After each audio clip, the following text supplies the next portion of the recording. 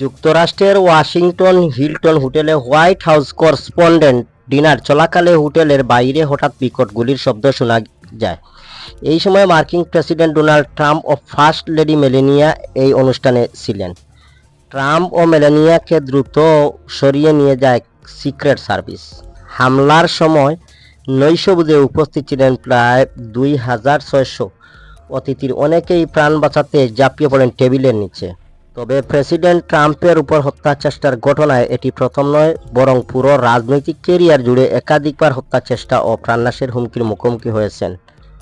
সম্প্রতি সময়ে এমন কয়েকটি ঘটনা, সবচেয়ে গুরুতর ঘটনাটি ঘটে 2024 সালের জুলাই মাসে পেনসিলভেনিয়ার বাটলার শহরে একটি নির্বাচনী সমাবেশে।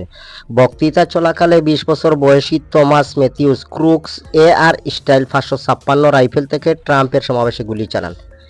এই হামলায় একজন সাধারণ নাগরিক নিহত হন এবং ট্রাম্পের কানে কিছুটা আঘাত লাগে। অনেকেই তখন এই ঘটনাকে ব্যাখ্যা করেছিলেন ঠিক এইভাবেই, গুলি কানের পাশ দিয়ে চলে গেছে, প্রাণ যেতে গেছে, বেঁচে গেছেন ডোনাল্ড ট্রাম্প। ওই ঘটনায় নিরাপত্তা বাহিনীর সদস্যরা দ্রুত প্রতিক্রিয়া জানিয়ে হামলাকারী থমাস ক্রুজকে ঘটনাস্থলেই গুলি করে হত্যা করে। এর কয়েক মাস পর সেপ্টেম্বরে ফ্লোরিডার ওয়েস্ট পাম বিচ এ ট্রাম্পের গল্ফ কোর্স সংলগ্ন এলাকায় আরেকটি হত্যা চেষ্টা নস্যাৎ করা হয়। নিরাপত্তা কর্মকর্তাদের তথ্য অনুযায়ী ট্রাম্পকে হত্যার জন্য রায়ান রাউথ নামের এক ব্যক্তি কয়েক সপ্তাহ ধরে পরিকল্পনা করেছিলেন তাদেরকে হত্যা করার জন্য। তিনি একটি রাইফেল তাক করেছিলেন, তবে গুলি চালানোর আগেই সিক্রেট সার্ভিসের এক এজেন্ট তাকে শনাক্ত করে ফেলে। পরে তাকে ঘটনাস্থলের কাছ থেকে গ্রেফতার করা হয়।